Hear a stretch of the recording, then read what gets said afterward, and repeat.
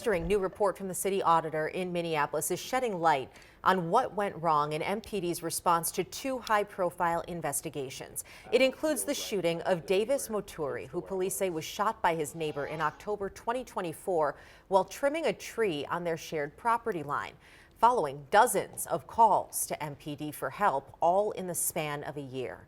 The review also looked into the department's handling of Allison Lussier's case. She was found dead in February 2024 after making 9 911 calls in 2 years, reporting her on and off boyfriend for domestic abuse. None of her calls resulted in an arrest, and still no charges have been filed. We have team coverage tonight. Audrey Russo heard from Lussier's family, but we begin with Ian Russell digging deeper into today's report and the changes it recommends. For the first time, we're learning new details in the investigations of the death of Allison Lussier and the shooting of Davis Moturi, two high-profile cases from 2024. Those who reach out for help deserve the very best from the city of Minneapolis and our police department. The Minneapolis City Auditor presented its after-action review of both incidents to the City Council Wednesday morning. Members of the audit committee, we have one item before us today. The report details several key pieces of information and findings in both cases, including numerous issues with the handling and follow-up of both investigations. We learn for those lessons and we make improvements. Moturi, a black man who police say was shot by his white neighbor John Sawchuk in October of 2024, had called police nearly 40 times prior to that happening.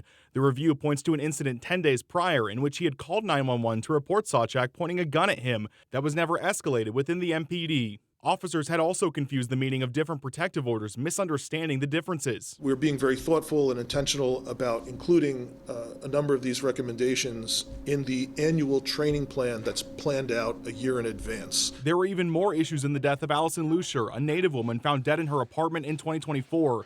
Lussier had called police several times to report her boyfriend for domestic abuse. None of those resulted in an arrest. The review found officers reasoned that they couldn't arrest her ex-boyfriend because a 72-hour rule had expired roughly 30 minutes prior. That allows officers to arrest someone without a warrant up to 72 hours after the fact if they have probable cause. The review also noted that Chief Brian O'Hara made inaccurate statements based on inaccurate information, pointing to levels of meth and fentanyl in Lussier's system. So I think it's process improvement that's welcome because it's identifying other training needs.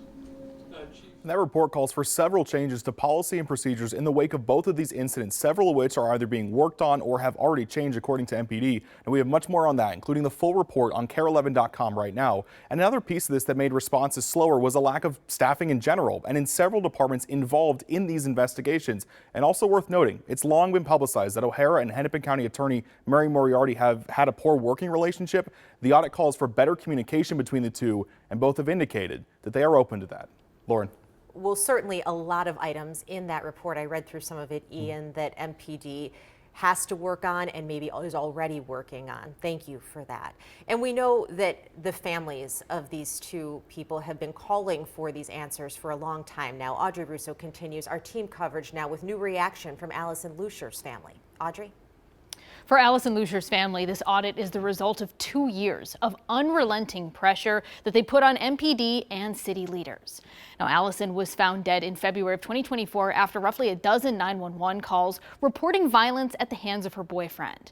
Now, the medical examiner ruled her death was undetermined, but the drugs in her system led police to treat the case as an overdose. Now, based on Allison's case, auditors have recommended changes, among them treating all DOA cases with domestic violence history as a crime scene, also quickly assigning cases to investigators where the suspected abuser has left the scene. Now, family members say implementing those changes will help victims like Allison get justice faster, but they say this is just the first step. These are the conversations that we need to have. Just because there's a 10-step process doesn't mean that that's going to change the system. The policies can change. That's not going to change the officers overnight. Now, we've been following Allison's case since 2024, and we'll have much more from her family coming up at 6 o'clock. Back to you. Audrey, thank you for that. And if you or someone you know is in trouble, there are resources available. The number for the Minnesota Day One Crisis Line is on your screen. It's available 24/7 if you need help. Interpreters are available, and it's completely free.